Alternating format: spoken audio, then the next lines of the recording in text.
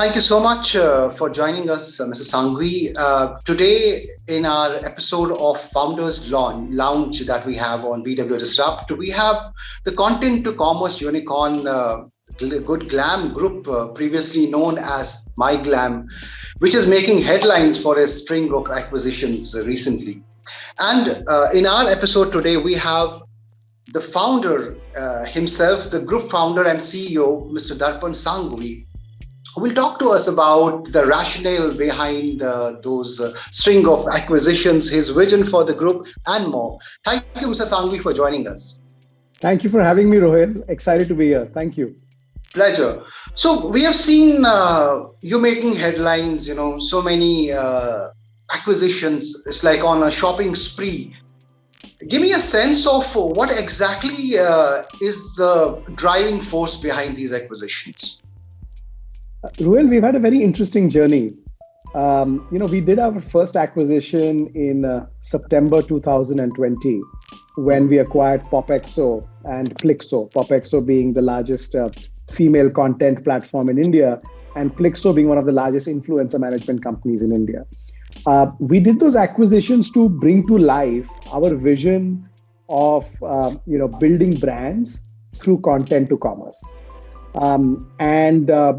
Before we bought PopXO, MyGlamm, as you said, the first brand within the Good Glamm group was MyGlamm. And before we bought PopXO, MyGlamm was acquiring about 30,000 new customers a month on the MyGlamm website and the MyGlamm app.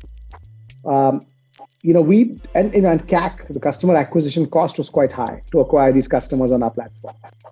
What we thought was, customers are discovering our brand on social media.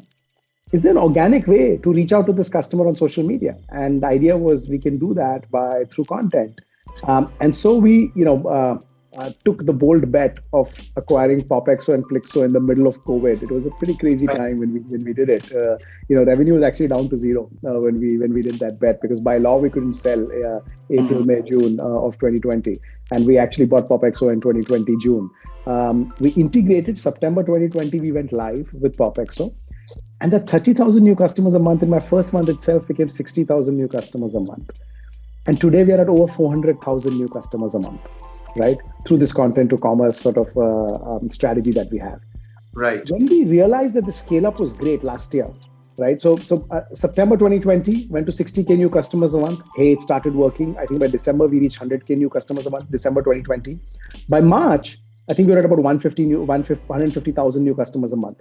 At that point of time, we realized, look, I think we're onto something here.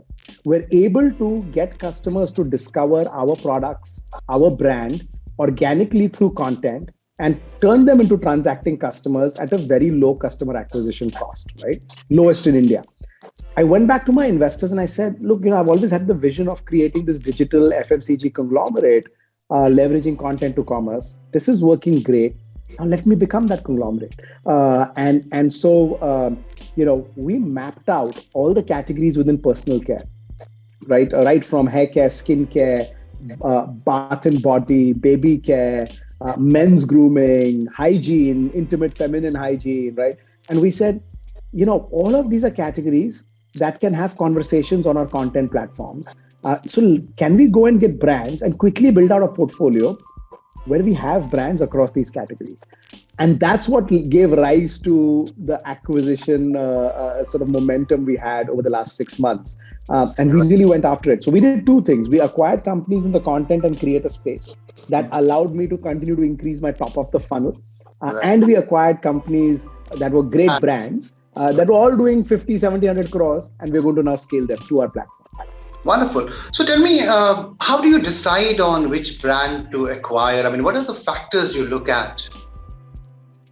So, I think we have some guardrails. So first, they're all within beauty and personal care, right? First guardrail. Right. So we're not getting anything in fashion or food, right? We're in beauty and personal care. Second guardrail is, I think we need a minimum scale. So I think, we want to make sure they're around 70 odd crores. Maybe we'll make an exception to 50, but 70 crores is the minimum, going up to 150 crores, right? In terms of revenue size. Why that scale is important? It shows me that there is product market fit. It shows me there's enough customer love, right? So of course, we look at the repeat behavior, the rankings and the ratings and the innovation in products, which translate into customer love. And then we see hey, strategically, what are the synergies that brand will benefit with the group, and the group will benefit from that brand? Is it a white space we are covering up, right? Is it am I getting a different distribution channel? Is this brand going to help me build scale? Is this brand going to help me build habit? Is this brand going to enhance brand and perception in the minds of consumers, right? So I think based on these factors, we decide which ones to approach. And touch wood, we've had very high success rate so far. I would say 8 out of 10 deals that we go for, we are able to close. That's wonderful. That's great. Tell me, acquiring new companies is also like bringing a new culture, new people, changing the whole equation at the workplace, and then maintaining that momentum, bringing everyone, on board. Is it tough at times to make that happen? How do you ensure that, all works in tandem? It's as effective as you were when you had not acquired them, Ruel, what you've asked is that's probably the biggest challenge with an acquisition strategy, right? It is the most pertinent and relevant question for me, honestly, and that is what my maximum time goes on, is the softer aspect of bringing people together, bringing companies together. I think we have a few things that we do that work well for us. First of all, we keep the companies and the founders fairly independent, right? The founders are their own boss. I'm a founder. I know how I like to operate. So I'm not going to try to impose anything on founders we're bringing on board. I also understand that the DNA of the brand is the DNA of the founder. So the founder, is going to be critical to take the brand from 70 crores to 500 crores for us over the next couple of years. So I think ensuring they have independence and agility. No founder he likes to move quickly. She likes to move quickly, right? So I think ensuring that it's agile for them. So one thing we do for that is, we seed, we put primary capital in the company, 70 crores, 100 crores, right when we do the acquisition. So the founder doesn't have to worry. He's set for the next 2 years, right? He's got the capital he needs to grow the business, right? Then we ask the founder, where do you need help? Mm-hmm. And so most likely what the answer is, the content to commerce, we take care of as the group. We enhance the influencer strategy, the social media strategy, and the direct to consumer website sales. The offline we take care of, because we have a large offline retail infrastructure, and most of these companies don't have that, right? But the brand and all of that, is lying with the founder. Then we place a special emphasis on being sensitive to the team of the acquired company, making them feel secure, making them understand nothing has changed for them, except that they've got great resources now, right? Their founders are still their bosses, and that's actually the case as well, and the intent as well. So I think the answer to the question is, if you have it at the top of your mind, me as a leader, that this is a problem I need to take care of, you will keep doing the right things, and you will make mistakes as well. And I have made mistakes in the past, right? But you quickly learn from them, and you adapt for the next one much better. I can safely say that today it's become a very smooth process, and it's coming together. It's more challenging in COVID times. I can't do offsites. I can't get people together, right, physically, which is so important as part of this culture building, relationship building. But, I think we're managing well, and hopefully once the COVID wave also eases out and we can all start, have more bonding events, it will only get stronger. Right. Wonderful. Also the category you are operating in and scaling up has a lot of competition as well.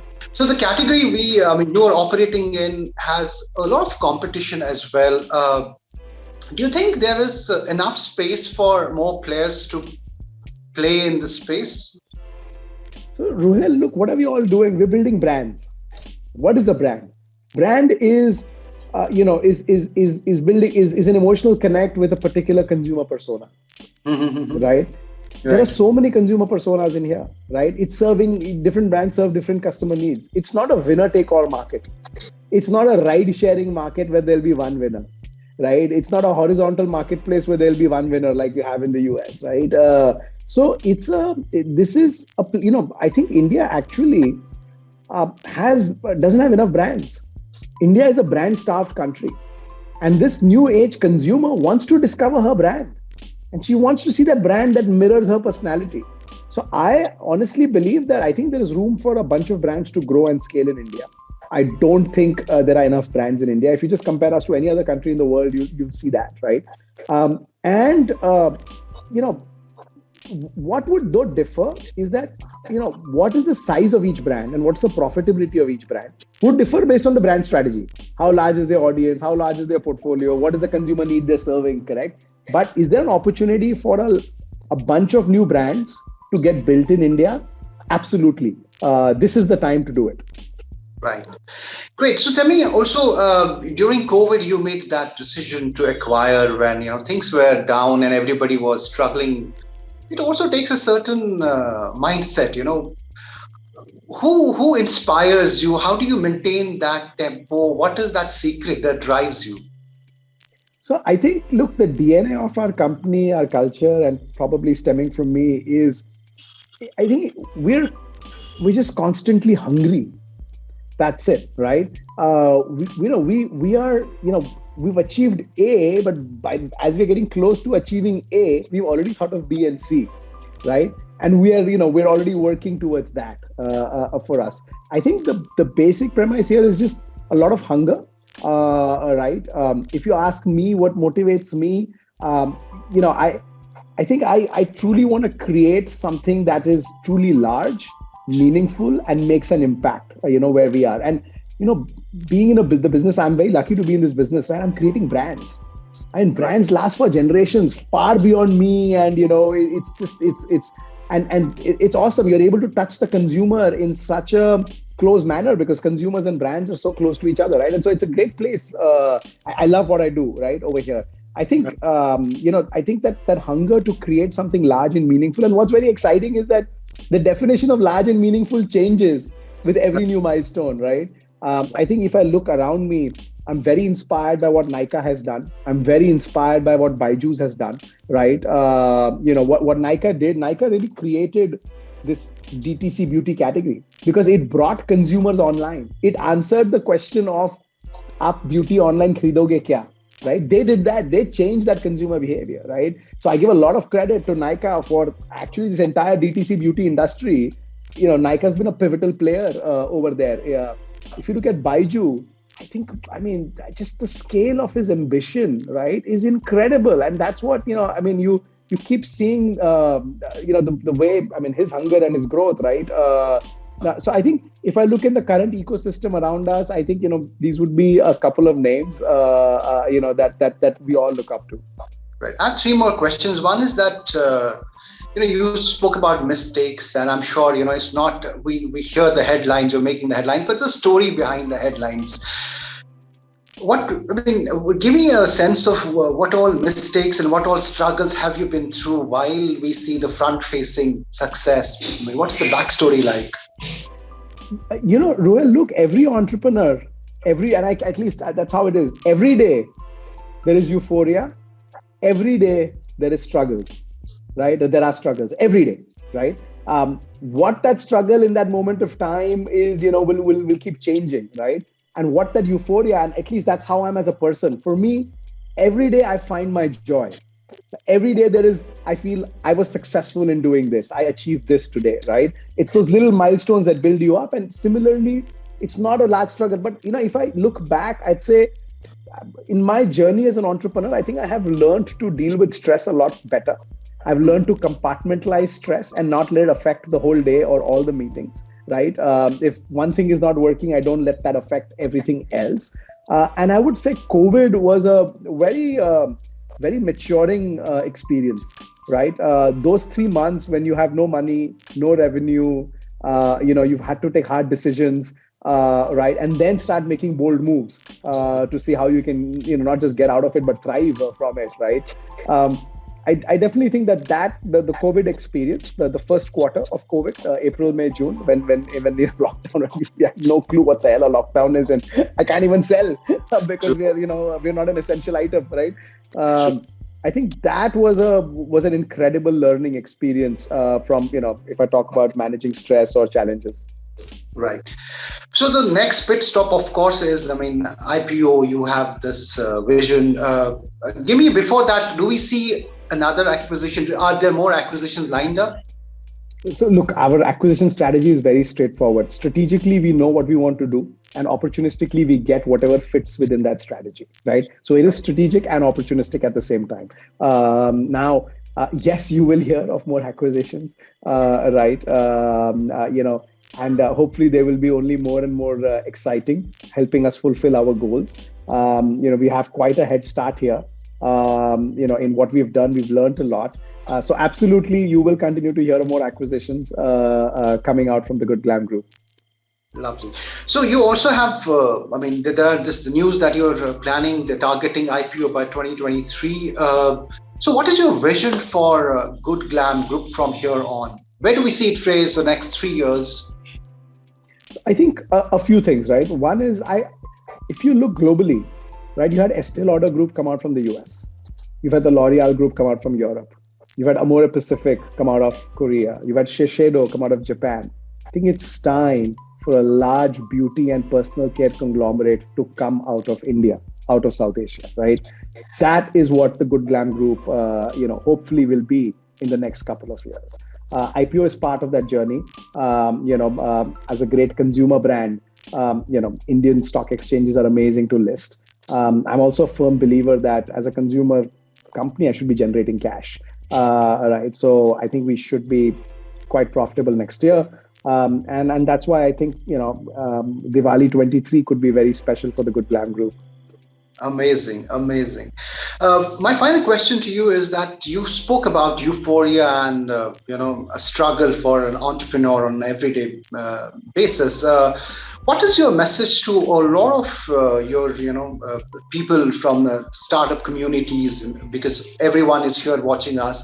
What would you like to tell them? Three suggestions for them from your experience, the kind of scale, the success you have seen. I think the first is, look, if you have an idea, you're excited about being an entrepreneur, just go for it and start. I've seen the biggest hurdle is in people making the leap to actually start something, right? Once you've started, figure out, do whatever you have to do to continue to survive, to continue to stay in the game, right? You will have your daily ups and downs. Make sure you don't run out of money. Make sure you don't stop running. You don't, stop running your company, right? And just stay in the game every day. I've been through pivots. MyGlamm was not what it was today, right? It used to be another company which failed, and then we pivoted to the beauty brand, and that beauty brand then turned into the Good Glam Group, right? So I think staying in the game is so start the game, get into it. Second, stay in the game. And that's it. Once you stay in the game, the inflection point will come. It will come for everybody. When that inflection point is something none of us can predict. We all work hard. A little bit is destiny and luck, right? Things beyond our control. But for some, it is in 3 years. Some, it is in 5 years. I've been an entrepreneur for 12 years now. And today we have some sort of an inflection point for us, right? But if I didn't stay in the game for the last 12 years, we wouldn't be where we are, right? So start the game, stay in the game, and your inflection point will come. Wonderful. And thank you so much for taking our time and talking to us. Really inspirational. And we look forward to many more conversations and the headlines coming from your group. Thank you so much. Thank you, Ruhil. Thank you. It was a pleasure to be here. Thanks.